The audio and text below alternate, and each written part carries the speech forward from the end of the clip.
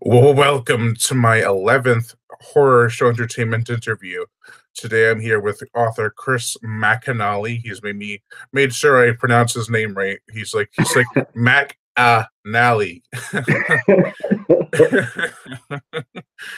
Yeah, and I was happy because I didn't record the reviews for Apex 2 or Deep Black up until at that point, so I was like, oh, I don't have to redo them and say his name differently. So say hi. Hi, how you doing, guys? Thank you for joining us. Yeah. This is actually the second time I've That's interviewed right. you. Because the first time it was when I only read Apex, and now I've read Yep. all your books. So, and Yeah, I you've proven to be a very good fan, I must admit, and critic. yeah, oh, what was I gonna say? Oh, I really enjoyed all your books actually. Um, Yeah, brilliant. there's not one that I was bored by or anything. Yeah, cool. Yeah, I always try to keep the pace, up. If it's not, if it's not, like an action-driven story, then I do like to keep the tension up a little bit, So, a creature might pop up every so often, But yeah, I do like to keep people under the pump. Um, Alrighty, and sorry, I'm still trying to wake up because it's 8 o'clock here and it's 10 o'clock where you are, so it's not really fair. yeah, But I was able to come up with 8 questions on a whim. So, brilliant. all right. So you ready for the questions? First one. Yeah, why not? All right. So, what is your goal when writing a book? How do you want to please the reader? Which I Uh, think you just answered already. So, yeah. So I guess, like, I just want to entertain people. I want to take them away from, their the humdrum of everyday life and give them something exciting or something different. Just something engaging. That's yeah. So I just want people to enjoy it. Yeah. Yeah, I can't really think of any other reason why I would want to write. Just yeah, that's probably it. Just I want to entertain people. yeah. Would you consider? Actually, I have a part two to that question. Is would you consider yourself more of a like a serious story writer or a more pulpy, fun horror writer? Yeah, see, I've often thought about this myself. Whether or not, yeah, what I am producing is just pulp fiction, or if what I'm doing could be entertained seriously. And I suppose that I do try, uh, even though I write, some outlandish tales. At the same time, I do try to keep them grounded in as much fact as possible. Like, I think I might have said in our first interview, the Apex, basically, I took information that I had garnered during the beginning of my PhD before I switched. I was originally doing environmental history before I then switched to Irish Republican history. And when I was doing the environmental history, I came across some things that I eventually crafted into the story, which became Apex. So, there was portions of that story, a significant portion of that story was grounded in science. So I always try to bring myself or bring my stories back to some sort of grounding, scientific grounding when I can. There's obviously, like, for instance, Flux. I couldn't really do that. Yeah. And Deep Black, I probably couldn't really do that. But my true creature features, like Apex and its sequel, yeah, I did try to provide as much, I suppose, biological and scientific reality to the narrative as possible. Yeah, because when I read your stories, it's like I can feel this. I can like you can feel the fine line between it's being taken seriously, but at the same time, it's still really entertaining in a pulpy sort of way. So it's like Yeah, it rides the line nicely. yeah. And I suppose that's what I'm really looking for. Uh, yeah, I think, yeah, definitely. I want to be taken seriously. I don't want to be. Don't want to be laughed at by my peers, I suppose. Um, how long does it usually take to complete a first draft for a book you work on? That varies. When I first started writing, I could knock out a book in about 3 or 4 months, and that would be, like a 50,000 word manuscript. But since completing my PhD and taking on, full-time work, it's become a lot harder. It probably took me a year to write Apex 2. Yeah, and that was a significantly bigger book. That was 83,500 words. So yeah, nowadays I'm moving a lot slower. My current manuscript, I'm 21,500 words in, Wow. and I don't know when I'll be finished with that. I've got a child on the way, so you Oh, know, congratulations. thank you. So yeah, we've got like 5 weeks to go. So I'm going to be pretty. Time is going to be, yeah, isn't going to be very spare. So I honestly don't know when my next book will be out, and I don't really know if I have a pace anymore. Until I start selling books like Crichton or King. I think Yeah. it's going to be a little bit of a trudging sort of pace. And the next book, it's about killer babies. Like it's Yeah, alive or something. yeah, I might fit a killer baby into it. It is a book, so who knows? Huh? It's a zombie apocalypse story, so who knows? I might be able to fit some sort of zombified baby into it, as gruesome as that seems. Yeah, you gotta have those sad scenes in zombie stories, or else it's just kind of by the number. So it's they're killing Yeah, zombies and zombies and zombies, and then all of a sudden you have the zombie baby, and you're like, oh, should we kill that? I don't there has know. to be some sort of substance and moral dilemma. Yeah. Yeah. So that's the next kind of story you're working on is a zombie Yeah, apocalypse. yeah. So the title for it is Executive Order Z. Uh, It's what? Sorry. Executive Order Z. Ah, Yeah. So basically, the president is rescued from the White House by a platoon of Marines, and the idea is they have to get him to Raven Rock Mountain Complex, uh, which is like a sort of underground survival complex in the event of nuclear fallout or biological attack. So they decide to move the president there as the zombie apocalypse is unfolding, and it all goes from there. Yeah. nice. Wow. I'm really I when I was reading most of your books for um my upcoming Shark Week 5, then also the past Jurassic Yeah. July, and I was like, oh, I hope Deep Black has some sort of saltwater creature. I'm not gonna spoil if it does or not, but I was like, but this better have it, or I'll have to make up some excuse to put it on the water. I'll put it in the review. Series. And eventually, I settled on if it doesn't, I'll just say it takes place on a boat. That's good enough.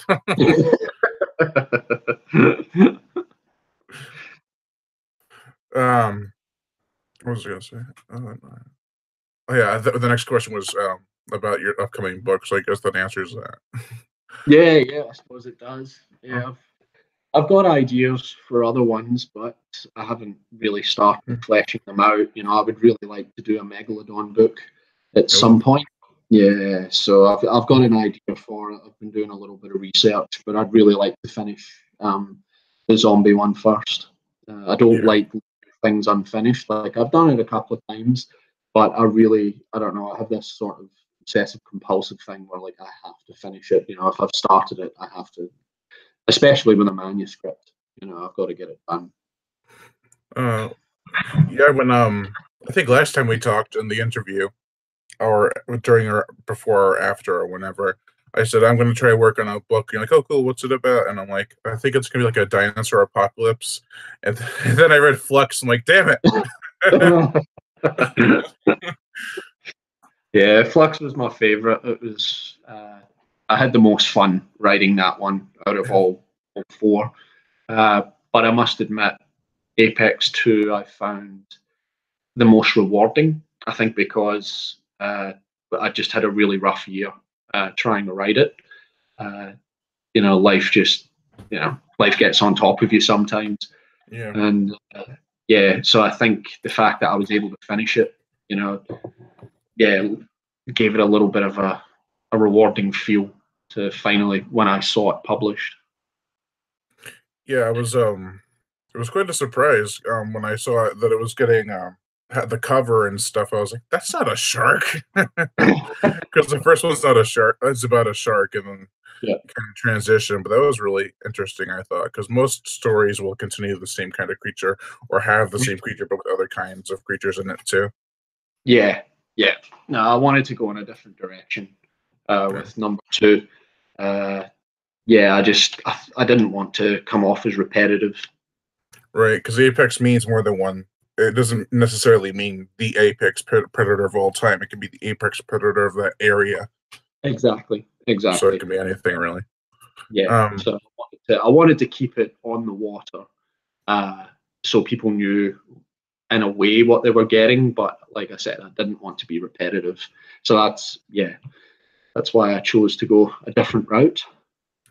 and I have to say, damn it, you've already knocked out three questions that I was going to ask you. The same thing happened last time. The Yeah, same thing happened last because time. the next question was, which is your favorite book that you've written? You just said Flux. I'm like, no. Yeah, Flux is definitely my favorite I think, in terms of like just enjoyability of writing it. Whereas, yeah, like I said, Apex 2, just because of what was going on in my personal life, it was the most rewarding because I was able to see it through. There was a point where I didn't actually think I was going to finish it. I was really sort of doubting myself and my abilities and just where I was in life. yeah, And I actually spoke to another writer, Dane Hatchell. He was sort of instrumental in getting me to finish it. So yeah, it was just he sort of provided me with the impetus or the encouragement to just sit down and hammer it out. yeah. Sometimes it's hard to focus on something when so much is going on around you. Like Yeah, yeah, yeah, definitely. you need that extra motivation. Yeah, yeah. So It's always good having a support network. You know, yeah, when comes you in. told when you told me that, I'm like, whatever you need to talk, just text me or whatever, or message me. Oh, I definitely would. It's And all after I wrote that, I'm like, this guy barely knows me. yeah.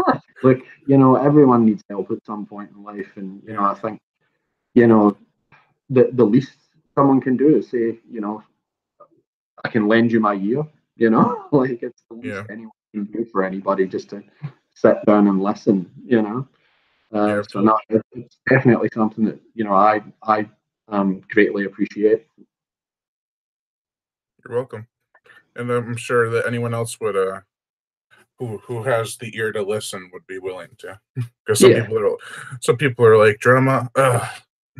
yeah. They just they walk away from it.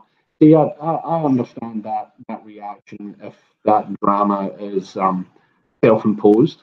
You know, though there are certain people out there that create situations for themselves. You know, uh, but if it's something beyond your control, then yeah, I think everyone needs someone to be there for them at some point in their life. Yeah, it's always nice to even hear stuff from strangers because they have different opinions than what you're used to listening to. Yeah, exactly, exactly. Because like And it's like if always you good. know like if you know somebody and they're like, oh, well, just saying the same thing everyone else that says, but then you hear it from a stranger and you're like, whoa. Yeah. um. So I'll get back to the questions because I'm sure this is becoming becoming more of a play than an interview. Like, oh, talk about your drama in the play. I, I'm trying to come up with corny jokes at 8:30 in the morning. I'm sorry. um, which do you prefer in your stories, characters or creatures? I really like the creatures and trying to portray them to the reader and in some ways like trying to get in their head. Like, I suppose with the creatures, their motivation is quite simple, feed, defend territory, reproduce, these are all pretty primal instincts. But at the same time, trying to capture that, I think there is a there's a real there's a real skill to it. And I suppose I probably was able to develop that skill by reading like James Herbert's The Rats trilogy and Steve Altman's The Meg saga. I feel Yep. they're two writers that really can portray their animal characters really well. Yeah, I think the rats. Well, when I read them years ago, Yeah, what I got from it was that the size of them was the main reason for being afraid, and how big yeah, their teeth were and everything. It yeah, gave you that sense of fear. And I don't remember if they really went into the creatures' minds, but more of the way they acted. This is yeah. also I've read it like 4 or 5 years ago, or maybe Mhm. less. But I read all of them, and I'm like, oh, done. I want to read them again. Oh, look, it's a solid series, Yeah, all the way through. Like, I would love to see the series made into either a TV series or a film franchise. I think they would be great. I think they'd be like true horror movies. And they did make the first one into a movie. I think in yeah, the '82. deadly eyes. Yeah. Um, I think they dressed up Dachshunds, in Dachshunds, suits. yeah. Yeah, yeah, yeah. Like, I think nowadays they could do a better job with animatronics and CGI and stuff like that. Yeah, they had a few shots where they had a like it looks like a CG, not CGI, an animatronic rat Yeah, with the okay. big teeth, and it kind of just went like this way, and then it just this way, and then it was done. Like that's all I can do. um. Oh, how long have you been into horror? Oh, look, as long as I can remember. Like my favorite movie of all time is Aliens, and even though that's more action orientated, it's still quite a gory movie.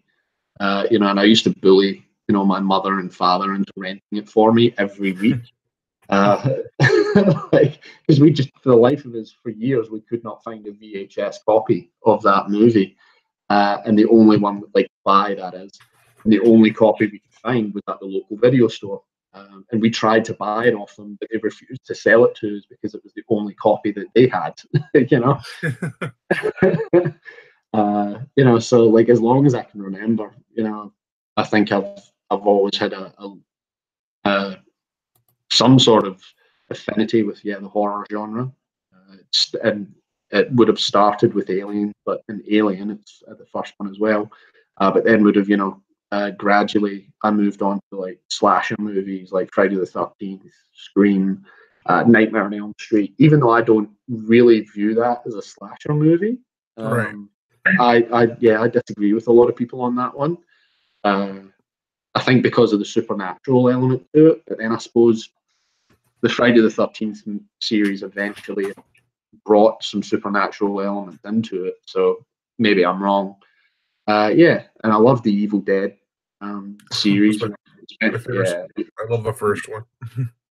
yeah. Look, I really like the second one, and I even love Army of Darkness. Used to watch that a lot as a kid.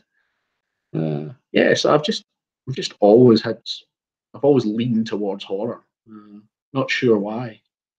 Yeah, I was 3 or younger, maybe a little bit older when I saw Jaws, and that just Mm, when I yeah, read Flux, I was like, in my review for Flux, I think I said something along the lines of it's a lot like a really cool version of Aliens in a way, but like with the characters, because you have what was it, 6 characters that go out, and yeah, all of a sudden half of them are dead. But I won't spoil who dies or anything. But like yeah. it's like whoa, wait, what?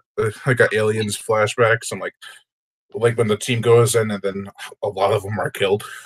Yeah. The very first battle with the xenomorphs. Yeah, they get wiped. They weren't Yeah. really that prepared. No. No. They had really bad trigger discipline. They were just like Yeah. shooting everything. You almost hit that little girl. Oops. um, let's see. I would have had more questions, but I got like one left because somebody keeps on answering them all. Um, what was okay? What was the most entertaining scene to write in one of your books? Hmm. I With, really, without yeah, spoiling anything, of course. yeah.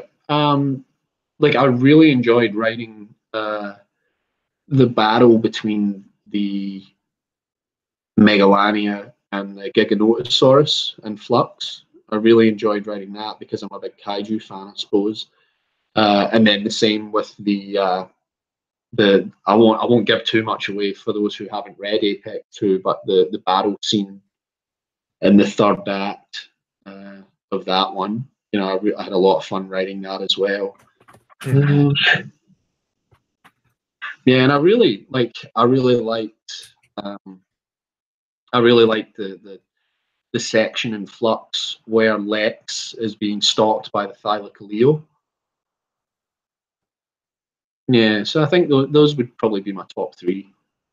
Oh, yeah. I'm trying to think of that scene from where she's like Yeah, in yeah. the hospital and Correct. Yeah, yeah. So while okay, they're looking for like antibiotics and other drugs and all that, yeah. It yeah, was Lex's character's name based off of the little girl in Jurassic Park? I was wondering that. oh, hold on. Yeah, she is called Lex, isn't she? Yeah. Hammond's granddaughter. Yep. Oh, okay. No, didn't even twig. Didn't even twig. I I just was like, really like the name. Yeah, I just really like the name. I was like, dinosaurs and Lex. Yeah, that didn't trigger at all. Yeah. Yeah, most people just call them the kids in Jurassic Park. They don't call them Yeah, Lex and yeah. Tim. Well, I couldn't even tell you what the brother's name was. Was it Uh, Timmy? Tim, yeah, Tim. Yeah, yeah, it was Timmy. Okay. My memory's better than I thought it was. Watch Flux Part Two. Who is the main character? His name is Timmy. Okay, now I know you're up to something. uh, um, so if you wanted to stop it here, or you wanted to continue just talking horror and stuff, like maybe come up with some more questions along the way. Yeah, I'm happy to do that. That's fine. No bother at all. Sure. Yeah, Um, we've been on for less than a half hour, so yeah, that's fine by me. cool. How long has it been? Oh, it's been like 22 minutes. Yeah. Yeah, so we can go for a little bit longer. I'm not that tired yet. um, so you said you're a big kaiju fan. Yeah. Are you excited for the new Godzilla movie coming out? Yeah, I cannot wait. Yeah, I'm really looking forward to it. I'm really interested to see the Rodan and the King Ghidorah designs. I think they'll be really interesting. Like Mothra will be good too, but I've always found I don't know, I never really liked Mothra as a kaiju. It's just a giant butterfly, doesn't really doesn't do anything for me. At We least get the only thing we really see clearly besides Godzilla in this trailer is I think it was the Mothra larva or something. yeah, yeah, yeah, yeah. And you see like a sort of back shot of Rodan, and then you see The a brief shadow of Ghidorah. yeah, yeah, one of the heads. But I think it looks good. So I don't want to get my hopes up too much. But I'll be really interested to see it, and I'm interested to see Godzilla versus Kong the year after. Yeah, hopefully they don't push that back anymore. Because Yeah, yeah, fingers crossed. I know that you said you're a big fan of Steve Alton. So what do you think of the new Meg movie coming out? Yeah, I'm looking forward to that. I'm gonna go see it in a couple of weeks when it comes out. It comes out in about 10 days, I think, over here. It So, comes out in 4 here. It's the 6th, right? It comes to August 10th here. all right, wow, you guys are lucky. Yeah, it doesn't come out until I think, yeah, I'm pretty sure it's the 16th. But no, I'm looking forward to that. I was kind of hoping that they would stick more to the source material, but it doesn't look like they have. So Yeah. interested to see how they go. Yeah, I And know they, that there's a character in the trench called Celeste, and there's a character in the movie called Celeste, but it looks like they're playing Celeste as Jonas's ex-wife, which or something like that. I'm like, what? Okay, all right, yeah, no, I wasn't aware of that. Well, I mean, I'm basing this off of what I saw on IMDb and trying to deduct things, but I'm like, that's a little weird. But I could see it. I like it for taking it some direction, but at the same time, it's kind of it looks like PG-13 Piranha 3D. Yeah, I'm wondering how they're going to do it because, like, the books are quite bloody. They're quite a gory series. Yeah, So I'm interested to see, yeah, just how they try to play this. yeah. One scene that always stuck out to me was in Primal Waters when their that reality survival show, and one guy gets in the water and gets eaten by a tiger shark, and it came off as extra bloody to me for some reason. Yeah. Yeah, I'm trying to remember that scene. I should probably go back and read it. I quite like Primal Waters. That was the one where Scarface was the main megalodon. Yeah, I Yeah. I have Generations pre-ordered, but I don't know when it's going to come in. I actually sent them an email this morning to Yeah. see if they had any information. Yeah, on where it is. Yeah. I haven't ordered it yet. I'm I think it's only going to be on Kindle and stuff unless you order it directly from the website. Yeah, that's right. Yeah, I was wanting to order the hardback because I got the hardback of Night Stalkers. So I thought, yeah, I wouldn't mind getting the hardback of Generations as well. I have the paperbacks and hardcovers of the whole series because I'm a Oh, brilliant. completionist. So if I have one in hardcover and all the rest in paperback, I got to get the rest in hardcover too. Yeah, the only one I've got in ebook is the Origins novella, the prequel. They actually have that. If you buy the first mag, I think any of Yeah, the new editions will come with it in the beginning. that's right. Yeah, that's right. I remember I read all those last year because I was like, oh, the movie's gonna come out sometime 2018, and then it gets pushed back. I'm like, damn it! I just finished and everything, and I'm like, Night Stalker's done. Okay, ready for the movie. Oh, the movie's gonna be pushed back about a year, and the next book is gonna be out around the same time. What the hell? I hope I remember everything. Yeah, I think I read the first one in about 2005. Yeah, me Yeah, too. yeah, if I remember correctly, yeah, it would have been about then. Yeah. I think I was actually in 2006.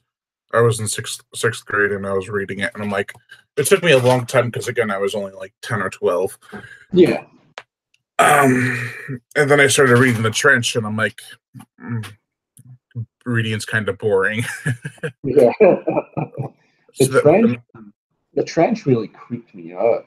yeah, with the Yeah, was it a Chronosaurus or whatever that was in there. the Chronosaurus was the other animal um antagonist. Yeah. Uh, but no, I didn't like the big Russian character, the big rapist. That really, yeah, made me uncomfortable. Where he goes after Perry. Yeah, that Oh was, yeah. When she's yeah, that, underneath in that facility underwater. yeah, that's right, with Singer and Celeste. Yeah, or whatever. Yeah, what's his name? Singer. I know how Celeste Singer. I think And that was her. Benedict Singer is not the Yeah, rapist guy. her It's one of the guards, right, or something like that. yeah, he's like a bodyguard for, yeah, Benedict, I think, or something like that. But yeah, that definitely, that made me feel uncomfortable. It's been a long time since that's the last time I can remember book that made me uncomfortable, with the exception of Richard Lehman. I tried reading One Rainy Night and I gave up on it after I didn't realize there was, like, these sexual assault scenes in it, and I just was like, nah, threw it away. I remember a part. I think it was in Rat's Lair, like the second Mm. one, where a guy Yeah, goes around flashing people, and yeah, yeah. I was like, okay. Where's this going? Yeah, that was a strange one, but yeah, he gets taken out pretty quickly. I was like, okay, if this ends up being the way I think it is, he's gonna get his dick bitten off or something.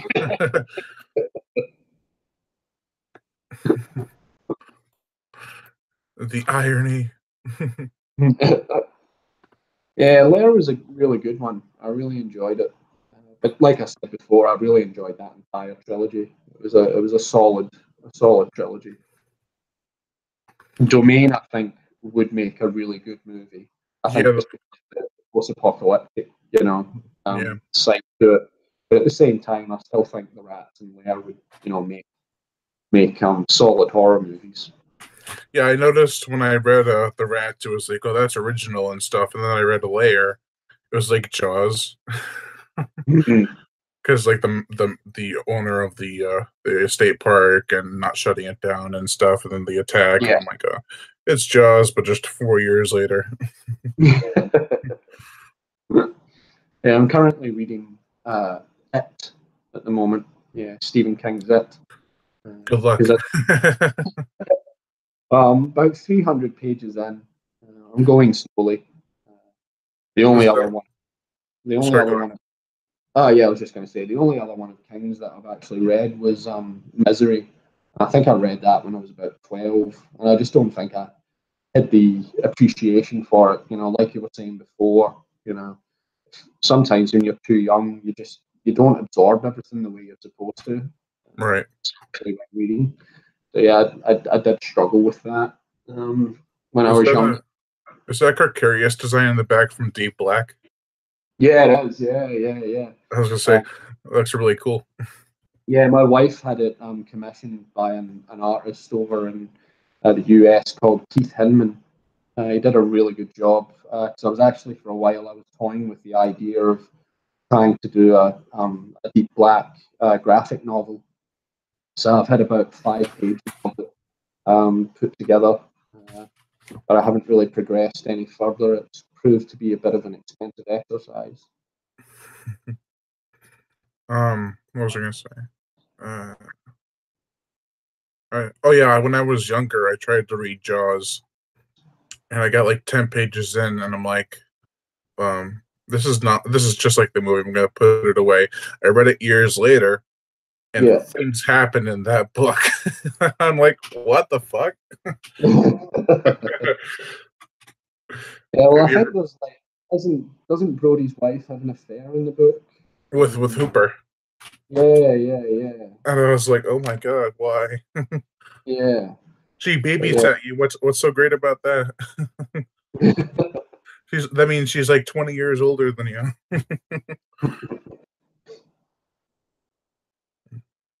yeah. So eventually, I think I'll get through it. It's just going to take a while. It's over 1,000 pages, so it'll take me a little while to get through that. Like in Oh, between my own stuff and yeah. But yeah, just going back to Deep Black. So you enjoyed it? did I what? Did you enjoy it? Yeah. Um, what I was gonna say, and the when I read it, when I started it, I was like, I'm trying to pinpoint which character is which, and then I'm Mhm. like, okay, I think I got it, and then there goes most of them. I'm like, fuck again, he did it again. I'm like, okay, I guess I don't have to care about that person anymore or that person. I'm like, oh, great. Yeah, I've had quite a few people tell me I'm quite ruthless with my characters.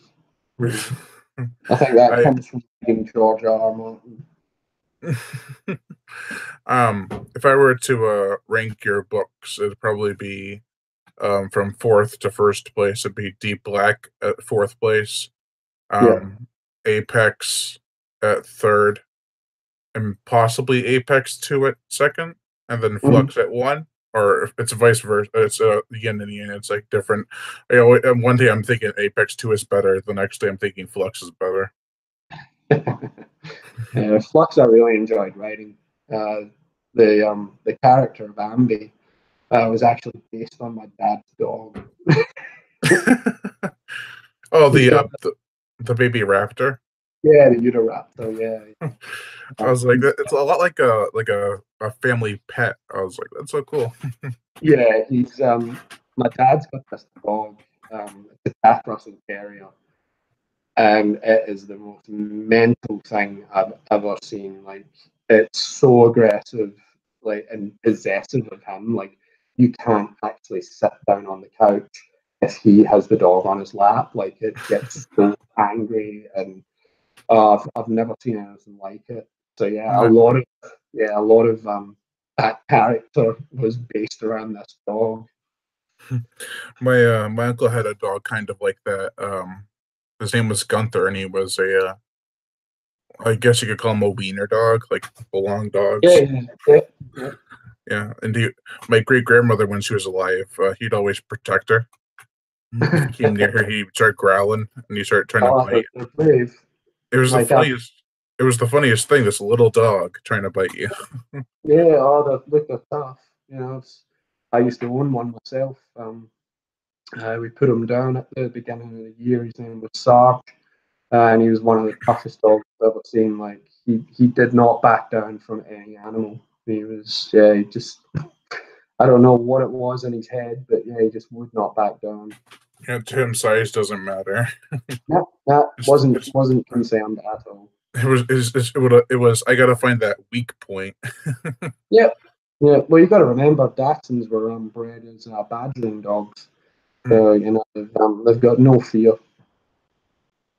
I had a cat named Chief. We named him that because of Chief Brody in Jaws. I was like, why didn't we just call him Brody? Yeah, like There's a million chiefs out there. yeah, Chief Brody, like Roy Scheider, he did a really good job. Yeah, they were originally going to cast Charlton Heston and stuff, but they thought he'd Yeah, be too big for the part. yeah, So I like the every kind of normal every man who's just has to stand up to the challenge. yeah. Just like an everyday individual that finds himself in an extraordinary situation. The thing is that throughout the whole movie, he is like you can see he's afraid of the water. He's afraid of the boat. He's Mm, afraid of everything, except for his job and what he has to do. yeah, yeah, that's right. Yeah, that's. In the book, he's afraid of his wife is cheating on him. I know why they didn't do that in the movie though, because they said it was so it wouldn't be too much fluff. But I'm like, it's because Ellen Lorraine Gary is married to the head of Universal Studios, isn't it? Yeah, okay. Yeah, I couldn't believe it when they did Jaws the Revenge. Like that was just atrocious. The book was a little bit better. But they did They a made movie, did they? well, there was a novelization, and they made it, and they kind of incorporated voodoo into the story, so it'd make more sense, but it still didn't make sense. It Yeah, was well, more. it's like, It why? gave more Sorry, what? I was just gonna say, like, why? Why would they? You know, why would just a shark just suddenly decide to target this family? Like, it's just mental. It makes no sense. You could say the same about Jaws too. Like, why is the shark back attacking this group of people with the family? Yeah, And yeah, they could be attacking anything else, but it decides to follow these people all the way out into the sea. yeah. Like, there's I a hate beach full of people over on that there. one. That's what I didn't get about Jaws too, is that the shark was following the sailboats, but the beach wasn't closed. So why would he go Mm, after the sailboats when he could just go yeah, to the beach? yeah, because you think there'd be people frolicking. It would be more of a lure for 'em. Yeah. So I can see why they thought it was targeting the Brody family, because then Jaws 3 happened and there's the Brodies again. Jaws 3 was terrible. Absolutely terrible. Like the Yeah. special effects, like, it just looked like the fish was flying. Just mental. With what's his name? Dennis Quaid as one of the Brody kids, Mike. Yeah, yeah, that's right. And Louis Gossett. Yeah. I like I Louis like Gossett. yeah, he was pretty funny. I like the part where he's So I was trying to calm everyone down over the microphone, and he's like, "Please go to the exits and follow your guide." And is this thing off? Give me some lights down there. Give me just freaking out when the microphone turns off. Uh, So did um, you get a chance to watch Jurassic World: Fallen Kingdom? yep. A lot of people hate that movie, and I'm not one of them. Yeah, I loved it. I loved it. Yeah. My wife did too. Yeah, we went to see it, and my little boy Connor, still in the womb, was jumping around the whole movie. There was something about it that seemed to stimulate him. So he was like kicking and squirming. And, yeah, so hopefully he liked dinosaurs like his dad. um, I will say a spoiler for Jurassic World: Fallen Kingdom. So if you don't want to hear it, come back in 2 minutes because we're live. Um, but the scene where the Brachiosaurus is killed on the dock, Oh, it's gut wrenching. I got something even more gut wrenching about it. That was the Brachiosaurus they saw in the first Jurassic Park for the first time. Yeah, yeah, yeah, They yeah. said that in the news, and I'm like, oh my god, you just fucked it up even more. I know. I You know. killed it. Yeah, You killed Jurassic Park. and it was horrible. It really was. Mhm. Just watching the poor thing go. Yeah. But I suppose that's what movies are meant to do. They have to elicit a reaction. And I suppose that's why I write books. To elicit a reaction. Uh, When I first saw it, I thought, oh, this is just a cheap way to make a cool shot. When the Brachiosaurus is in the ball of flame doing this with his legs. yeah, But then poor I thing. thought about it, and I'm like, they're going in a new direction. They can't take every dinosaur with them, Brian. Yeah, yeah, exactly. Yeah, I'll be interested to see. Yeah, uh, how the third one pans out. I think it'll be really interesting. I'm kind of concerned they're going to steal my idea for Flux, but hey. um, my theory on Jurassic Park is that each movie you go into the movie theater or you go to buy the movie and you watch it, you're expecting something amazing, something different. And that was the first Jurassic Park. You see dinosaurs for the first time. Second movie, you see not really the first time, but you see people trying to save an animal species in such a way that's in a grand scale.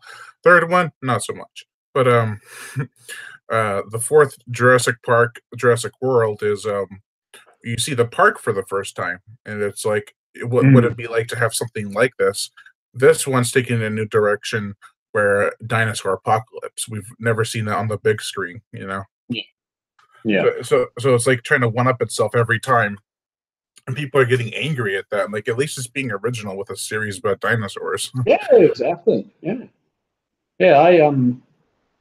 I thoroughly enjoy all of them. The third one probably is the weakest, but it's still watchable. I It's used to watch. definitely better than Carnosaur. I used to watch Jurassic Park 3 all the time because it was the shortest one. And I was about like 10 on to 15 or whatever. I had to be watching Jurassic Park 3. Like, I can save myself an hour and a half, you know. No, I Yeah, can save myself half an hour I really liked the way they did the Raptors in the third one. with the frills on its head, kind of Yeah, like Carcarius Sutherland's back. yeah, and the way they communicated and everything like that, and just the color of them. Yeah, I really liked it. There was a joke I saw in a review. I don't remember whose review, but they said that whenever it started calling out to the Raptors, it sounded like Darth Vader coughing. And I was like, it does. That's probably what they did. They got what's his name? The guy who plays Darth Vader. Oh, that's gonna bug me. It's like a J or an R it starts with or something. Yeah, it's on the tip of my tongue. It'll come back to me. I can look it up. But anyways, I went back to watch a clip of Darth Vader. I'm like, it sounds just like freaking Darth Vader coughing. Have you ever seen the Friends episode where the student asked Ross to mimic what he thinks a raptor sounds like?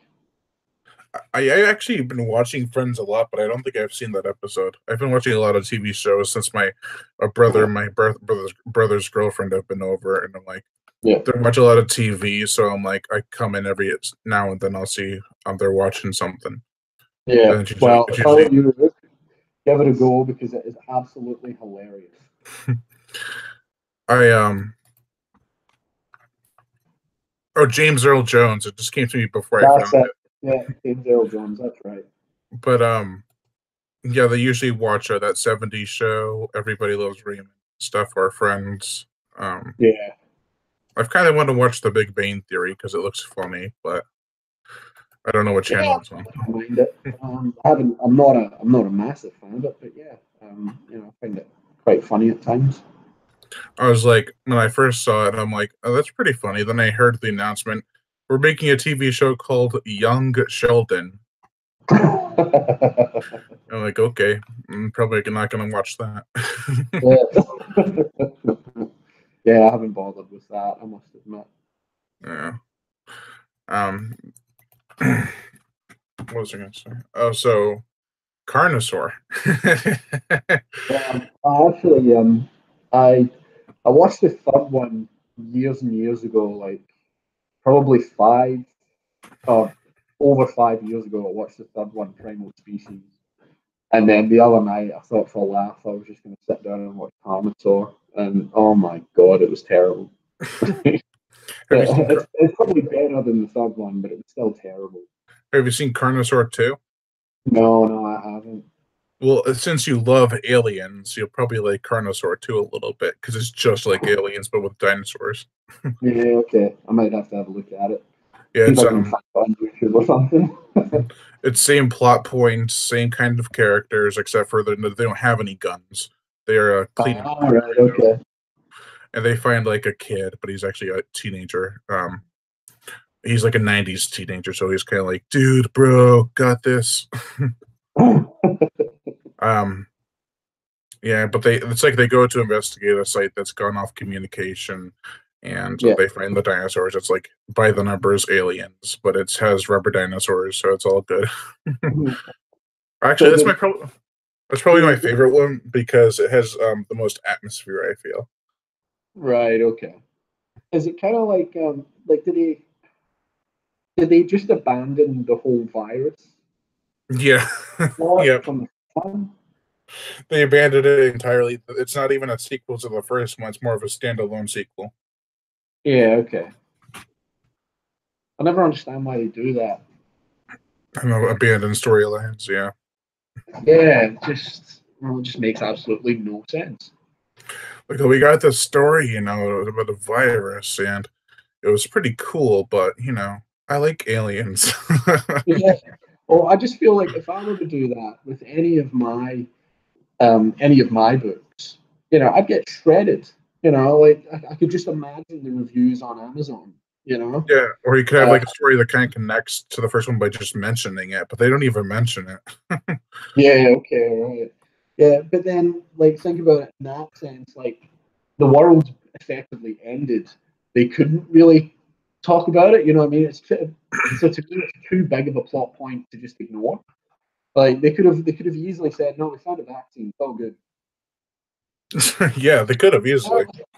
Yeah, it's such a simple thing to fix. Like the amount of times the human race have found a vaccine is something that was, I suppose, semi-apocalyptic. Like look at Spanish flu, Yeah, it's kind of like like when a character or an actor dies from a series, and then they're like in the movie, they're like, "Oh, the character died in between movies."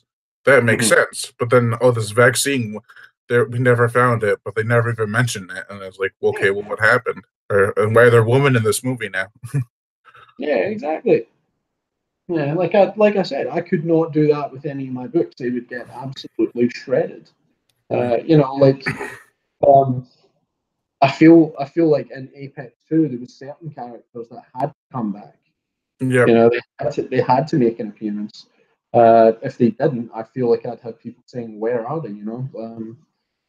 Yeah. Yep. So What was his name in Apex 2? Alex from was that his name or something like that? The main Alex, site. Alex is who? Yeah, Alex Scott is the one that it starts with. Yeah, I was like, you're kind of an asshole, but I can understand where you're coming from. So much trouble writing that scene where he has to convince our heroine to come and help him. You know, I had so much trouble writing that because I was like, would someone be that much of a dick? And then I'm like, no, there's plenty of people out there that would be that kind of a dick. Yeah, guilt You tripping. know, Tons of guilt tripping and stuff. yeah, exactly. You know, like people are like, oh, you can't do that, but people do it every day. So probably after I decided, okay, that I could do this, it was like, how do I write it in such a way that was believable? Yeah, Yeah, that was my thing. I can't remember. I can't remember what writer said it, but he was being interviewed or whatever, and he was asked for tips, and he's like, write realistic dialogue, you know. Uh, and I suppose, excuse me, I suppose that's why in my books I have quite a bit of swearing because people swear, yeah. and probably more so these days than they used to. Uh, and I had one reviewer on Flux who absolutely hated it because of the swearing. You know, and I think I saw that review. I was like, yeah, that's not a good enough reason to give it the score you gave it. yeah. But do you know the weird thing about that individual? She buys a whole bunch of books from the same publisher, and she gives them the same ratings based on too much cursing. Wouldn't you just stop buying the books? But from Like, Separate Press? I'm not going to name names here. Oh, I don't want to say too much, but this individual buys these books from the same publisher, knowing exactly the type of stories that they publish, and continues to get upset with them. Just stop buying the books. Like, do you know what I mean? Like, isn't who was it that said, the definition of insanity is doing the same thing over and over again and expecting different results? yeah. You know, It's like so beating a dead horse. yeah, exactly. It gets you nowhere. So like, why continue to buy these books if you don't like, swearing and adult content? Buy young adult, fiction. Like, Yeah, it's like when people buy a book like a shark or watch a shark movie and they're like, "Oh, we hate this movie." I'm like, "Then why are you watching it?" yeah, yeah, It's not exactly. for you. It's for a different crowd. Yeah, exactly. So yeah, I'll never understand people like that. But yeah, whatever. I always think of Echo and the Bunny Man song "People Are Strange" because it's pretty accurate today, especially. Yeah, definitely. Um, Trying to think of other movies that are coming out. There's plenty. Like Slender Man doesn't look that great, but I haven't seen the second trailer yet. So Yeah, I've only seen one trailer for that. I'm interested. I'm definitely interested. But I think I'm more interested because of, the actual Slender Man uh, killing. The young girls that took their friend out into the woods and stabbed her because they thought they were going to conjure Slender Man. That happened yep. over in the US. I can't remember the name of the girls or the victim. But I was wondering if they were going to go down that track, like down that route, and maybe explore that. But I think they're just gonna explore the whole urban legend thing. Yeah, it's PG-13 too, and I'm like, isn't Slender Man kind of like a gruesome tale? Mm, yeah, okay. Because didn't Slenderman start as a creepy pasta? Yeah, I think it was a creepy pasta, and then it was like it grew really big. Yeah. Yeah, Um, it's definitely creepy. Like it's an interesting it's interesting the mythos that has built up around it. It's kind of like it's interesting the way it's taken on the life that it has because of technology. yeah, I used to be afraid of Slender Man, and I'm like, then I really thought about it. It's just a mannequin in a suit. Yeah, he's a skinny guy. Just kick him in the balls. He'll go down. Just kick him off his stand. Yeah, exactly. Yeah, it's just a mannequin. I was probably like, I don't know, 15, maybe a little bit older. I don't know when Slenderman came out. It was probably when I was in my early 20s. I was kind of freaked out. I don't know. Yeah. Mhm. Yeah, Yeah. I am. And then I saw Oh. Lights Out, and I was like, ugh, I can't turn off the lights without turning around now. The short film, not the movie, didn't scare me as much as the short film because I was getting over it by that point. But yeah, it was bad. Like I'd go downstairs to get a drink or something, and then I come back up, and I'm like, on the way up, I'd shut off the hallway light, and every time I would turn around, and instinctively, I wouldn't even know if I was doing it for the Lights Out skit. And then Mm. after I did it, I'm like, damn you, Lights Out.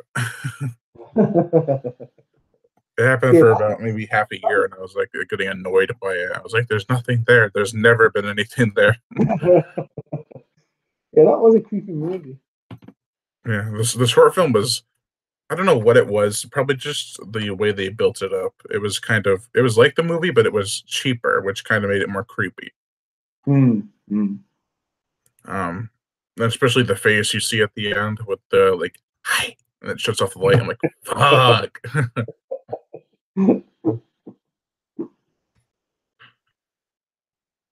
Yeah.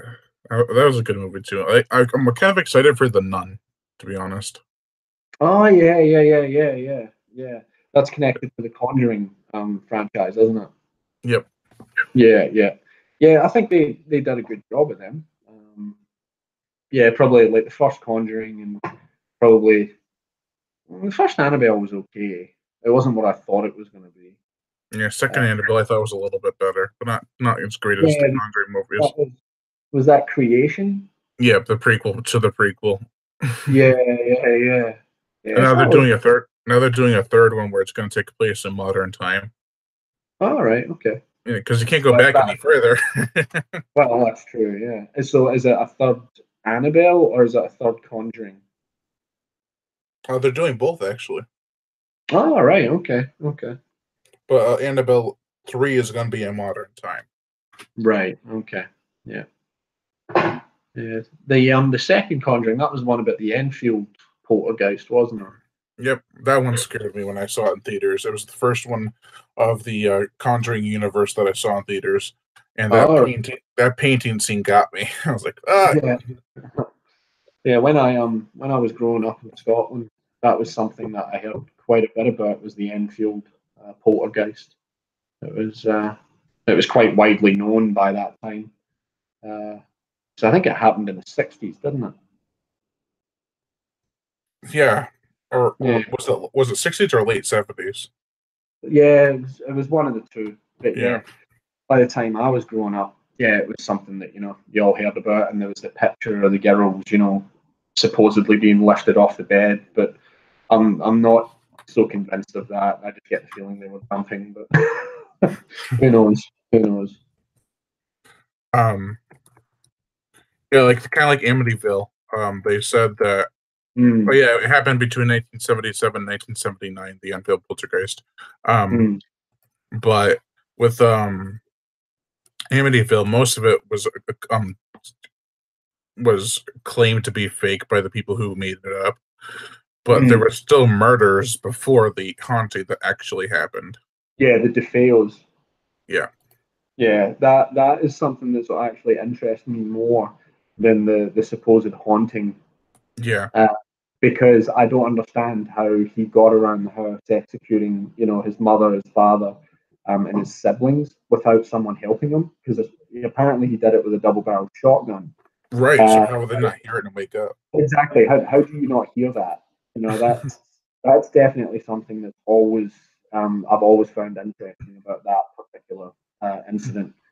Yeah, and then about the actual the so-called haunting of Amityville, I've always found that picture of what appears to be the child at the bedroom at the top of the stairs. I've always found that interesting because the people who were there documenting stuff, they were like, well, there was only adults present. There was no children in that house. So what the hell is that at the top of those stairs in that doorway? Yeah. Yeah. The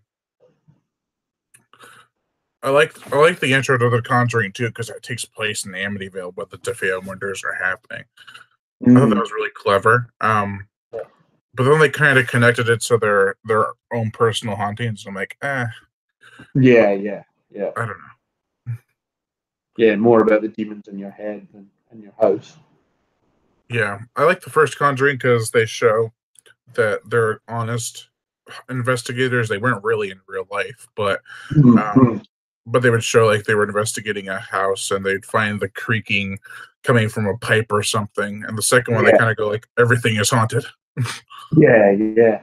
That's something that I've been and like just in my observations of the Warrens, I've wondered, just how genuine they really were. Yeah, I don't know. They probably weren't because I heard that they were scamming a lot of people too, but I'm not sure if they were always scamming people. I don't, there's no, I haven't really looked into it too much, Yeah. but I don't know. I mean, I like haunting movies, but I'm not the biggest fan. I like Poltergeist a lot. Mm. I didn't like the remake. You what? I didn't like the remake. Yeah, me neither. I thought Yeah. it was okay, but it was nothing at all compared to the first movie. Yeah, like I loved in the first movie where he peels his skin off, when he's in the bathroom. Yeah, and then in the remake, they kind of have it shown in the sink faucet, and they're like, "What? You're cheating! Show us!" Yeah, no, I really like that. Yeah, I thought that's one of those, scenes that'll always stick with me. Yeah, I really thoroughly enjoyed that. That's something that I feel like I could have fun writing, in one of my own stories. I feel like I could really do that some justice. Yeah, the you wouldn't be able to get away with that in a PG-rated movie today. No, exactly, More exactly. PG-13 for that matter, probably. Mm. It was a different time. Like I watched oh no, I bought the Critters box set from Scream Factory that's coming out soon. And Oh, cool. I was thinking about Critters too, and I'm like, they have nudity in that movie. That movie's PG-13. Oh, really? God, I haven't. I don't remember the last time I watched Critters 2. I'm really, I only really liked the first one. Uh, I quite enjoyed it. I found it really funny, and yeah, I just thought it had a really good mix of elements. Yeah, whereas like number two, number three, with Leonardo DiCaprio, number four in space, like I don't know, I didn't like it. I liked part two because it took everything to a bigger scale, but it was more funny than it was Yeah, then scary. scary. Yeah, yeah, Like the part that always got to me when I was a kid in the first Critters was when they get their faces changed and the guy's skull bleeds out and stuff. And yeah, I was like, oh, that was so creepy.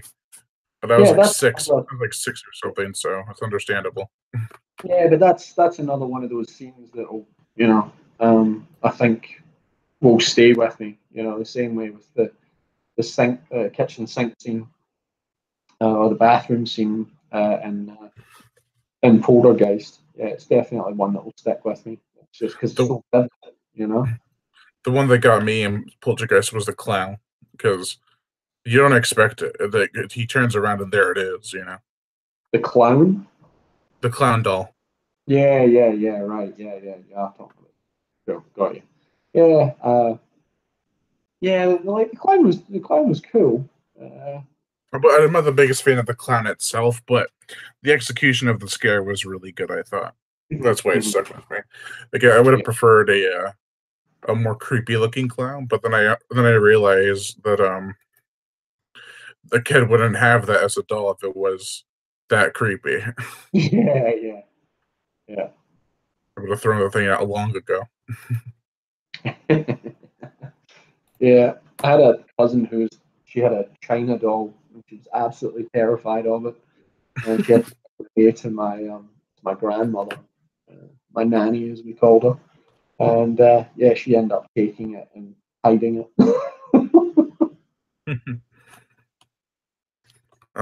Yeah, I'll have to post my reviews for Deep Black and Apex 2 probably today. Oh, brilliant! Yeah, that'll be good. Yeah, that'll be good. Always good to get more reviews up there. It was interesting. Like I actually lost a review off of Deep Black. and one off of the original Apex. I think Amazon took them down, but I don't Hmm. understand why. It was really strange. Maybe they found a swear or something in there because they don't allow anything above like a dam. Oh, really? Okay, right. Wow. Quite puritanical by the sound of it. Yeah, I thought it was free profanity when I first started it, but that was years ago. Yeah, So okay. so I'm assuming now they're even more strict with Yeah, swearing right. because Okay. it's a site a lot of people buy stuff from. It's not like a reviewing site like for the main focus. Mm-hmm.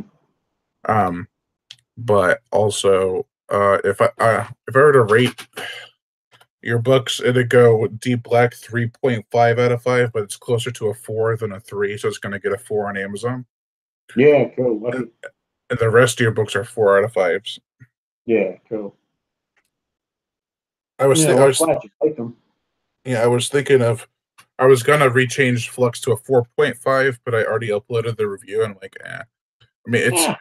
it's a 4.25 if I gave it like that, but I don't do the quarters. I just do fours and fours and a halves. Yeah, yeah, yeah. Fair enough. Yeah.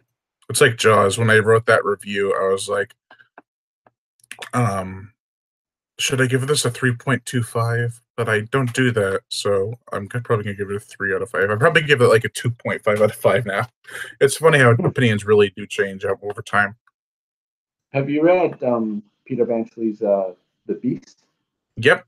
I love the scene where he at the end he fights the squid with a chainsaw. It's like that's awesome. Would you prefer that to Jaws? I prefer the Beast and White Shark to Jaws.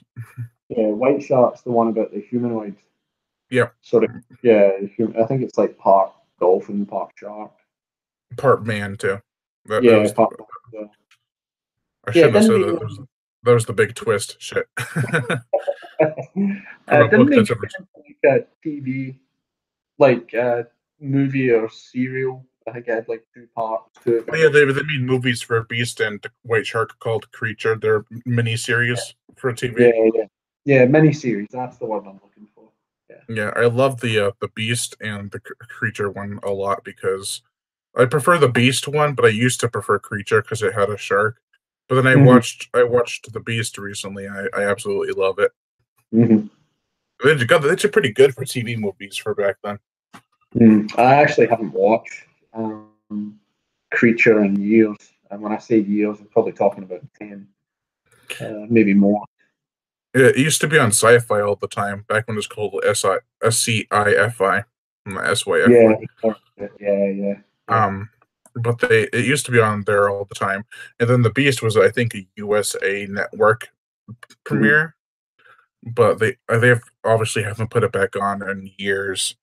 Um, but I have both of them on Blu-ray, so it's all good. Oh, fantastic! I think. Oh yeah, I did a book versus movie kind of video for both of them. And when I did the Beast book versus movie, I was like trying to edit, and this my computer was going really slow at the time, so it took me like 3 weeks to finish it. Oh, well. And when I finally finished it would only download at 240p. I'm like, God damn it! So I had to get a new computer and kind of do most of it again. But I had the original recording of my audio, so that was fine. Yeah, good.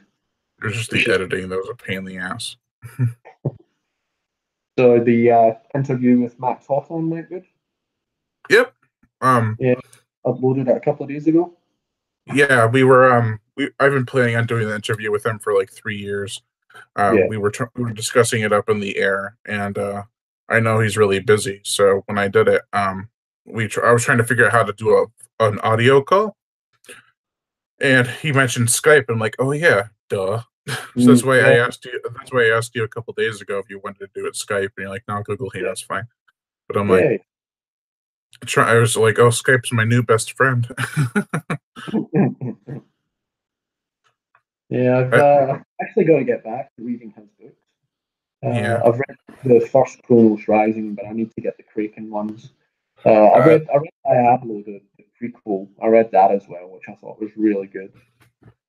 I also have an interview for Graham Webb, who wrote Numb and Worry back in the 80s. It's about a crocodile. Oh, okay. Hmm? Oh, I was just saying, okay, yeah, I haven't heard of that one. Yeah, it's coming out soon. I actually interviewed him a while ago, but I've been meaning to edit the review. I wanted to put Max at number 10 because I was waiting for so long. It's just the even number. I don't know, Yeah, number 10, Max Hawthorne. You know? yeah, cool. Um, and I would have done you at number 10, but we were doing the interview after, so I was like, damn it. Yeah. You know, Uh, look, Max is, a much bigger author than myself. You know, you've got to go with him. um, yeah, but Graham Webb, uh, how would you say it? A hardcore Australian. Like he has the thick accent and everything. Yeah, So, they have a term here, Orca Aussie. Yeah, yeah. when I interviewed him, I'll have to cut this part out of the interview I did with him, but he's like 30 seconds, 30 seconds. I'm like, what? And he left, and I heard a toilet flush, and he came back because the guy's 70 years old, so I don't think he did many interviews, Yeah, okay. so I was glad I did it on Skype. Like, so I can edit that out after. Like, Yeah, but he was a really nice guy, so I got nothing bad to say about him. He yeah, he's a real big expert on crocodiles and preserving them. So yeah, right. Well, they almost wiped out the estuarine crocodile up north.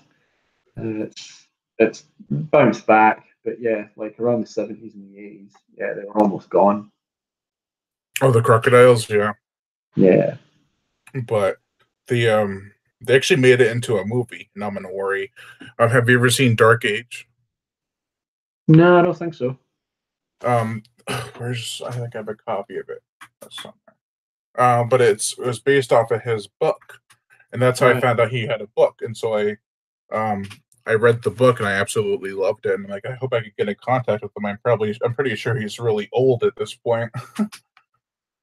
I don't know where they went, but yeah, he's 70. So I was like, oh, he'd probably be up for an interview.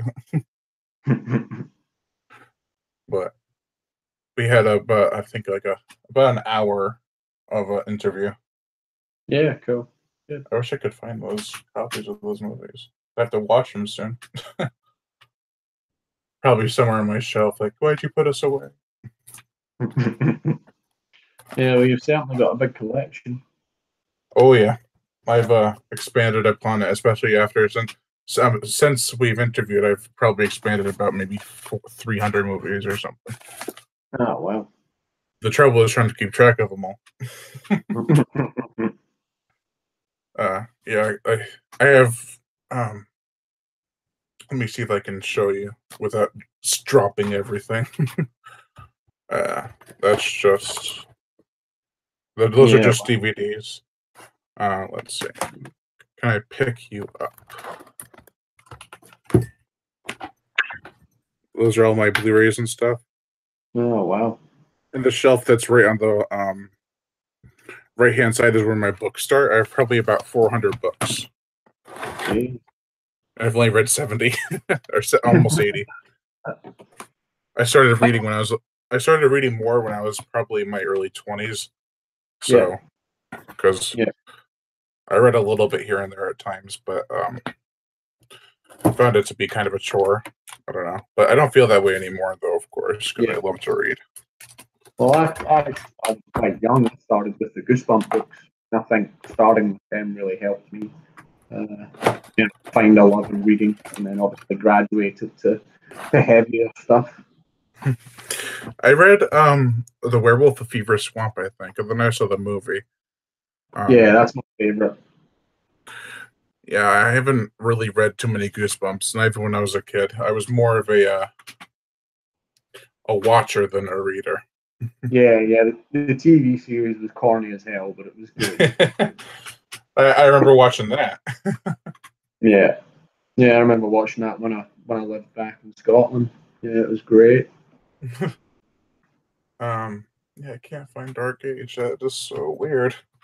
They were over No, here before, and then poof, That's that's the phrase I always say when something disappears. Poof. This happens So way how too long did it, often. What? I was just wondering, how long did it take when you ordered Apex 2? How long did it take to get to you from Amazon? How long did it take? Well, actually, I can look that up right now. I was actually looking at it a second ago just to see what the reviews were. I've Um, only got one on there. And funnily enough, I've it got took it 3 days. took 3 days. That's really good. Yeah. The guy who What? reviewed it on Amazon, I think it was his review of Apex, the original one that went missing. I could be What wrong, but mine? What my review? no. The review of Apex 2, the guy, the only one that's up there at the moment, I'm pretty sure he previously reviewed Apex, the first one, and I think it's his review that went missing. Oh, the guy who reviewed Apex 2 has a review for Apex 1 that went missing. Yeah. Oh, It's really strange. Yeah. it is. Um, And this his review is really short too, so you wouldn't think they'd take it down for hmm. for the first one. I don't know if his review for the first one was longer or Yeah, I remember having more there. I'm pretty sure it was his name that was attached to it. Yeah, and it's a shame because like obviously a writer like myself who's really only just stepped onto the scene, I need as many reviews as possible, especially good ones. yeah. Someone said on the review for Apex your narration was too monotone, whatever that means. That was for the Audible edition For the what? for the audiobook. Oh, so they gave your book a negative review for the audiobook? Yeah, because of the way the guy read it, which was a That's bit of dumb. a shame. But Oh no, whatever. wait, it says Kindle. Well, maybe it has audio on Kindle. Yeah, okay, that's strange. Yeah, Um, that is like what is how do you have a monotone voice when you're telling a story? When uh, you're writing it down? well, yeah, Um, yeah, but it took 3 days for Apex to come in, Apex 2 to come in. yeah, that's really good. Yeah. Yeah, I have Amazon Prime because I go to school, so it's free. All right, cool. Um, so I ordered it June 23rd. I think it was the day it was released on paperback, and then I got it 3 days later. Yeah, cool. Yeah, Long. I'm thinking about doing a third one. Suppose I'll just have to see how well the second one sells. Yeah, I'll definitely spread the word around because I gave nothing but praise in the reviews and stuff. So, Yeah, are you gonna do a Flux too? I would love to do a Flux too, but the first one didn't sell well enough, which is a real shame. Yeah, Uh, I find it. I find it if you're not a famous author, then if you write a dinosaur book for Severed Press or some other book company, that they don't sell as well. Like you saw, like Dane Hatchell released Prehistoric World War II, and it has tons of reviews. yeah, Um, I think Dane Hatchell had a lot more books under his belt at that point. I'm not yeah, sure if, definitely. Yeah. but then you wrote Flux, and what was that? Your second book or your first Flux one? was the second book, yeah. Flux was the second. Apex was my first. Yeah. Um, And my most successful. I should have bought 10 copies. Damn it. Maybe that would like, oh, this guy bought a whole bunch of copies. Maybe he's. Oh wait, never mind. The same guy. He's cheating. Wow, it's only got a 3.5 on Amazon out of 6 Yeah, reviews. which was a bit of a shame. Like I said, it was my favourite, so it's a bit hard when it's your favourite book and it takes a bit of a bashing. Um, I love but how you've I got to saw expect that as a writer. I see the review where she's like too much cursing, and then she's like Yeah. started off with a good storyline, but then went downhill. How'd it go? Went uphill for all I know. Like, how do you Yeah, go downhill from a story where they're trying to retrieve something, and then yeah, they're trying to find it goes, there goes your story, keeps on growing and growing. Nah, yeah. went downhill. What? Well, What I've is? got an idea for a second Flux. I'd love to write it, but yeah, whether or not You, it will ever I'll ever do. It's a different matter. We need more of a what's the name? Ambly or Ambly? Andy. Ambi. Yeah. We need more Yeah, Ambi. well, Like yeah, a sorry. I was just going to say, like, I sort of had a bit of an arc prepared for that character and Con and Lex, that I wanted to follow through on. Yeah. And like if sales were to pick up, then I could definitely, I'd be comfortable to go ahead with it. But Yeah, because sorry, go ahead. I was just all I said was just have to wait and see. Oh, Hopefully it develops a cult following. I don't know. Yeah. I noticed. I mean, I was wondering by the end of the book. I won't spoil anything, but like, what were people thinking when they got back to the facility and they saw the raptor? Exactly, and that's something that I wanted to Explore. yeah. And the second one was going to be a sort of source of contention, I guess I would say. Yeah. Yeah. If and if I get this right, don't tell me because I don't want it to be spoiled. But if I were to write a sequel to Flux, I'd probably have uh Ambi be more full grown and they still don't trust her, but then something happens and she protects everyone, and that'd be kind of like a I'm not entirely sure how I would take it, but there was definitely going to be more of a, because there's already a relationship there between Ambi and Con. I wanted to explore how the relationship between Lex and Ambi would develop, oh because okay because Ambi and Lex obviously don't get along. yeah So, my idea was to put them in a situation where they had to get along and see how had it to would work go. together. Yeah, that was where I wanted to head with the second one. But we'll have to wait and see.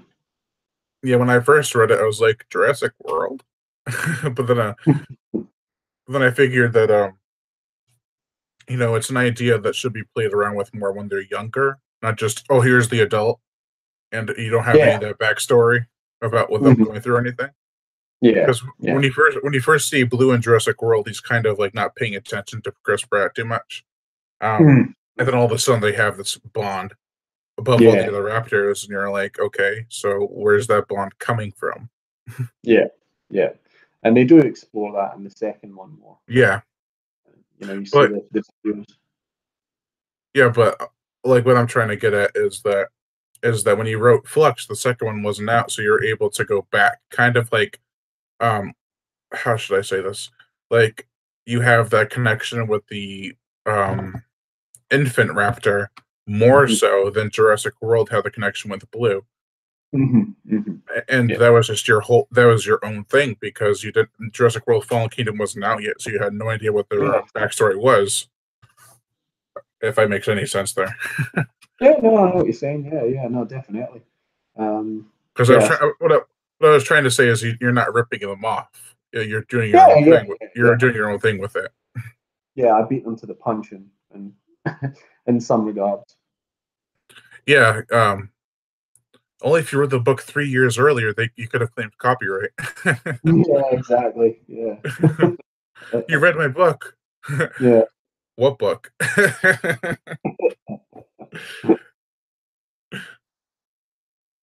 Yeah. I think I was actually when Jurassic World came out. I already had the idea for Flux, but I hadn't started putting it on paper. It was still very much just sort of swirling around in the back of my head, but I was starting to put Apex down on paper, and I was like, right, well, I'll get to Flux once I'm done with this. But funnily enough, like it didn't even cross my mind when Jurassic World came out. I was like, yeah, they've got a raptor in it, so what? Mine's is different, I suppose, because mine was actually based, like I said earlier, on my dad's dog. I was like, Yeah, it's true. it was all built around the character of this possessive animal. I was sort Like of like, it's different, it's the same, but it's different. you can't have like a brachiosaurus or a triceratops be the animal because they won't growl at you if you are near their owner. If you have a raptor Yeah, or a T-Rex or something and they're infant, then yeah. yeah, Yeah, exactly. Although the T-Rex would probably grow really old, will get too big and too dumb to remember the person that took care of because they have the brain of like a pea. Yeah, that's right. Yeah, very small. Um, yeah, I think I had the most fun reading Flux because Yeah. after I was done with it, it was the one that stuck with me the most. Yeah, cool, cool. Well, like I said, it was my favorite to write in terms of just the fun that I had putting it down on paper. You know, like I think I wrote it in a matter of like 5 weeks, maybe 6 weeks, something like that. Yeah, Nice. That's yeah, actually really quick. yeah, yeah. Well, at that point, I was still finishing off or just about to finish off my PhD. I was basically just waiting to get my results, and I was working up at the local university, and I had an office, so I had, and I had a bit of spare time, so I was like, well, okay, I'm going to use it as much as I can.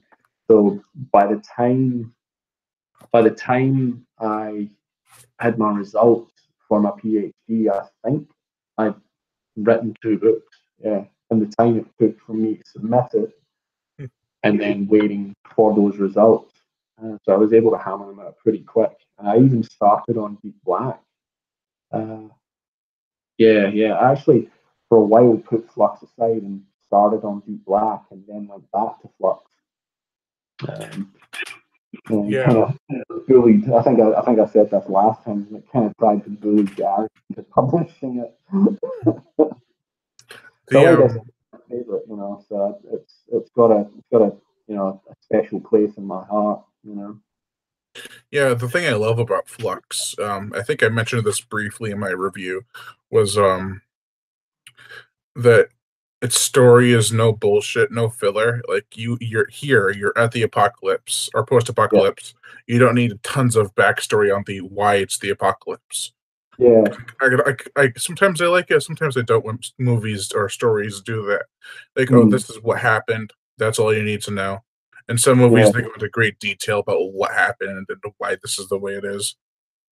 Well, I had an idea to explain how it all happened, Uh, but yeah, I haven't. Like I said before, the reason I haven't written the second one is, yeah, it hasn't been as successful. But I sort of had an idea for a prequel, to sort of explain how everything sort of happens. But I also thought at the same time maybe I should just leave it a mystery. mm, Yeah, because one of the things that sort of stopped me from writing it, or held, I shouldn't say stopped me from writing it, but held me up from writing it, was like, should I go into detail explaining what happened? And I was like, no, just get to the story. So I just thought, okay, here we go, and I just plop you right in the middle of it. yeah, the I like that there was no explanation. I know that some people. I'm surprised no one on the Amazon reviews mentioned that. I don't think they did, at least. But I know some people who would read it be like, "Wait, where's the backstory for the Flux? It's the Mm, title of the book. They need a backstory." I'm like, "No, they yeah, don't. No, he doesn't yeah. need a backstory for it." I It also makes toyed the idea that, if I were to continue the series, that slowly but surely I would leave clues, because I really wanted to make Flux like an ongoing series, you hmm. know, Yeah, I could and see that. yeah, and as the saga, I guess you would call it, progressed, you would get little bits of information here and there that would allow you to make up your mind how it happened. Mm. And I was wondering when after I finished Flux, I was like, "What about Khan's brother? Ah, so many questions." Yeah, but look, the way I look at it is they got all that medication, they went through all that, they got all the bags of, meds out of the hospital in Brookborough. I'm sure they could have found something there that helped poor Anthony. But you say your characters, you're very ruthless with them, so you never know. Can I tell a kid though? I don't know if I'm that ruthless. It's like that poor kid. Chris, what'd you do? Just have Yeah, some well, really look, maybe I gruesome should death, and self-publish it's like, them. what the hell? What? I was just saying, maybe I should maybe I should think about self-publishing Flux too. Uh, yeah, I might only be able to do an e-copy. I don't know, but then I think Kindle have a direct publishing thing now that you can do, so you can uh, self-publish your books in paperback as well as Kindle. Yeah, I noticed that even like authors like Eric S. Brown doesn't even release his books on paperback anymore. Yeah, I've noticed that with the last, I think, 4 or 5 of his books, at least through several, they've all been ebook. Yeah, so I'm not sure what the arrangement is there. If he just decided, look, I don't want to do paperback anymore. And Which sorry, what? I was just going to say, I wouldn't be surprised if eventually that's the way it goes. One day, where Yeah. they just all ebook from now on or Audible. Yeah. And then I'll have the way that make them realize they should do more paperback. I'll just show them my collection of Severed Press books and be like, "You should stick with your paperbacks, or I'm not going to buy anymore." I got about maybe 70 or 80 Severed Press books. Yeah, fantastic. I have like there's a shelf in between my shelves. It's like here's a big shelf and here's the little shelf, and the bottom of that is all Severed Press. I had to stop because it was getting too big, so I had to move it up to another shelf and start the Severed Press continuing. I was like, that's so much Severed Press. Well, look, they do a great job, Severed. They've put out, quite a few quality books, and they've got some really good authors on there. You look at Greg Beck, Dane Hatchell, you've got Jake Bible, Jay Gurley, Tim Hunter Curry. Shea. Hunter Shea is really good too. Yeah, Hunter Shea, yeah. So they really do, Alex Laybourne, they've got some really good authors on there. Um, yeah, I forgot how many Severed Press books I have, but there's so many, and I've only read probably about 7 or 8 of them. But I have so many other books too that I read, like other companies, Yeah, of and course. yeah, it's been a lot, and I recently decided because I've been posting how many what books I read when and where on a Word document, and then I'm like I need somewhere else to post these that Yeah. so I don't lose them, and then I saw Goodreads, and I'm like I could do this, and I posted Yeah. all the books not in order because I don't remember which order I read all the books in, but yeah, I need to read more. I have a friend who's read over 500 books. I'm like, I got 80. I have a list of most of the books I have, and it's currently sitting at, it's not the exact number, but it's at 336. Yeah, well. And I probably have over 90 Severed Press books because, well, maybe 85, because last time I changed how many Severed Press books I have is when I got Apex 2, which was in June, and at that point I had 78. What was your favorite part of Apex 2? Let's see, I gotta think back. Uh, I would say my favorite part would be spoiling near the end with a Yeah, fight between 2 people. That, yeah, that was the most rewarding I felt. Like I was like, these people are assholes. yeah. I had to bring them back. Like, Yeah, when Apex 2 was almost done when I was reading it, and I was like, when are these characters coming back? I know they're in the damn book. yeah. Well, I tried to be as inconspicuous as possible about reinserting them, into Right, the yeah, story. with the girl who's supposedly the good person, part of the team. Yeah, I was I, wondering. Yeah, I how was many? like, sorry, go ahead. I was just wondering how many people would actually pick up on that, because unless you paid, close attention to the first book, you Yeah, might miss it. Yeah. when I read that when she was messaging them, I was like, or messaging somebody, um, I I was like, clever Chris, like clever girl from Jurassic Park. I see what you're doing. I may have read the book 2 years ago, but I still remember. Yeah. Yeah, well, like I said, I'm toying with the idea of a third one, um, but we'll have to wait and see how well number two does. Because Yeah. Apex is my most successful, and Apex 2 is fast approaching being my second most successful. So Oh, really? yeah, yeah. I probably have to get a new copy of Deep Black because the corner right here is like coming off. I read Uh, it.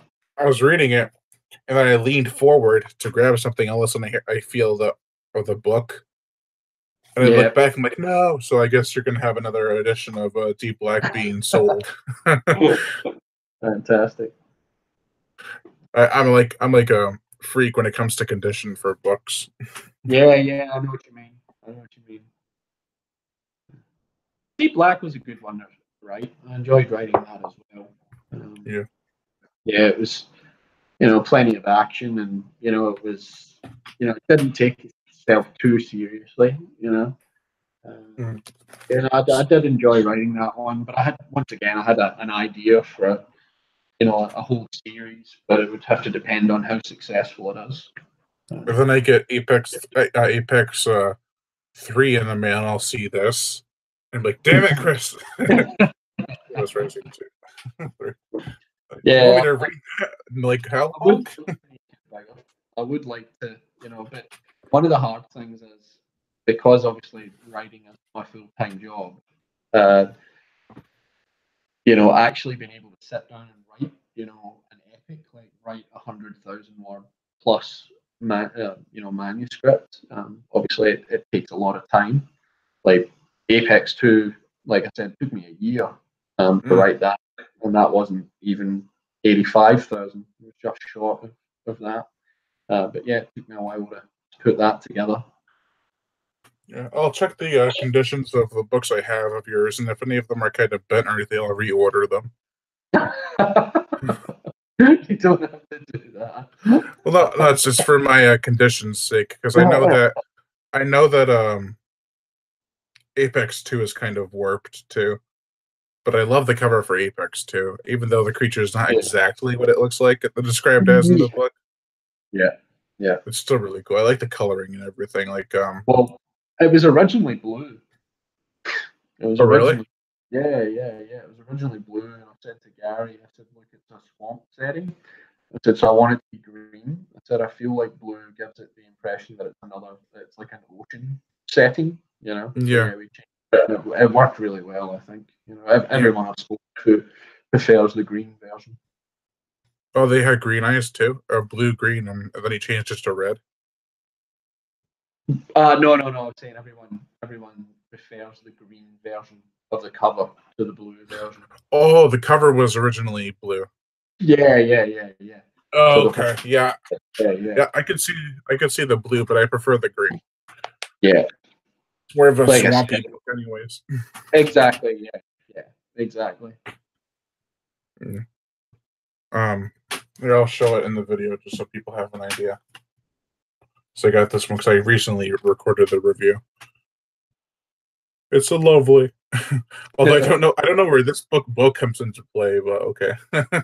Yeah. I think yeah, that was because they used quite a few airboats in the book. It was just to sort of try and put that in there. Yeah, just get a boat that's small enough so you can fit your name on top. Yeah, exactly. Oh man, I really wish I could find Dark Age somewhere around here. I have the DVD and Blu-ray. Yeah, Um, well, we can always it, leave that for the next interview. yeah, I it has John Jarrett from the Wolf Creek series as the main character. All right, okay. And he's that was back in 1987. The movie came out of Yeah, Dark Age, and the book came out in 1980, so it was like a 7-year gap.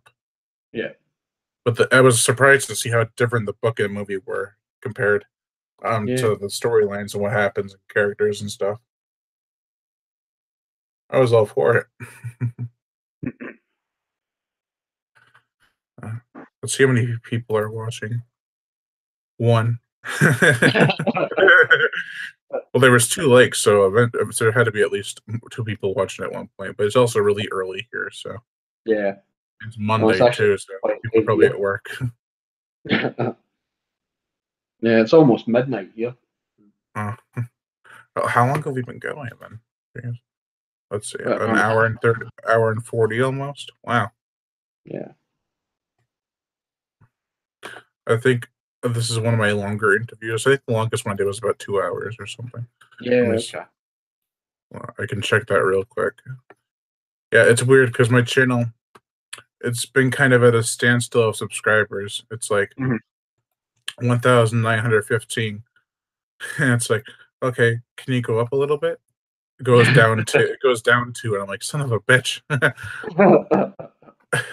Yeah, well, I Long noticed after you did the Flux review, yeah, actually, number of copies went up. That was really good. Oh, really? Yeah, yeah. So I think so Oh, about yeah, 5 copies. yeah, I had some comments on there. People were Yeah, saying they were interested. Let me go yeah. I back left and it for one guy to find. Yeah, but it looks like a few people took it, so can't complain about that. yeah, it's got decent views too. It's got like 68. Let's see. Mm. Um, where can I get this book? I can't find it on Amazon Prime. And I said, I gave him the. Oh, you gave him the link to it. Yep. Yeah, yeah. Yeah. You beat me to it. And then another person said, sounds like a good read. And I didn't give him the link to it, but he didn't ask for it, so I don't want to come off as like, oh yeah, you all gotta follow my lead and buy this book or whatever. Like try to push it on people, I should say. Yeah. But the link's in there, so I'll also leave the links to your books in the description. I didn't have time to do it or just yet because I was like I said, I almost forgot to do this interview, so I was coming up with the questions, so I was like, gotta set it up real quick. But I do have your Facebook fan page in the description. Fantastic. Thank you. Yeah, and I'll put your links to your books and the from Amazon in there too. Cool. Thank you. I was looking for your books on Amazon. I typed in Amazon. That's how that works at 9:30 in the morning. Almost 10 actually. Wow. Uh, I typed in Apex, comes up with one that came out much earlier. That's a good thing about writing books is that you can come up with and making movies is that you can make a movie with the same name as long as it's a distance between the time it came out. Yeah, yeah, exactly. You don't want to have two movies called or two books called Apex come out at the same time. Hmm. Should I just give them your Amazon author page Why not? and Yeah, then they can pick which ones they want, or should I give them all the links to all the books? I would just do the author page. Yeah, I'll Yeah, I do think that right that's now. the way to go. All right, I'll put that in there right now. Actually, I'll do it. I'll do it before your Facebook page because um, so that way you could probably get more sales. Is author page purchase books. I'll actually change that here to link here with this link.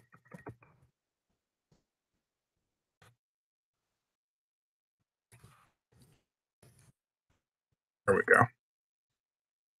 Save. Watch yourself messed up, and I'm like, no, I didn't mean to spell it that way. Oh, it'll probably come up after the interview because I did save it. So, but it's not on there right now. Oh well. Oh, now it is. That's all. All good.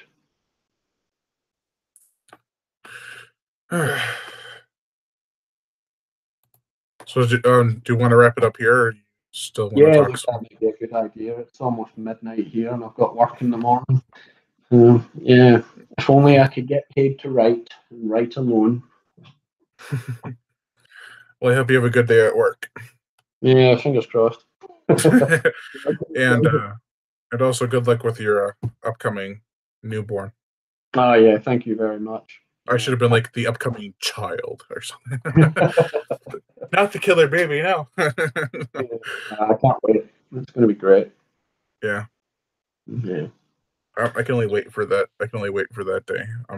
We're still kind of we're not. My girlfriend and I aren't married yet, so Mhm. and she's still too young, but Yeah, plenty. not too young, not like that young, but like we still want to live our lives and stuff. Yeah, of course. Yeah, there's things that you want to get out of the way first. Yeah. Alrighty, so we'll wrap it up here and make sure to Lion Brian Gatto, host of Forest Entertainment. Make sure to check out Chris McAnally's Amazon page. I left a link to that in the description below. You can buy his books there, as well as check out his Facebook fan page where you can probably contact him through that, or follow his updates on his books and stuff. And to make sure to like my Facebook page that's also in the description below, and to leave comments and subscribe.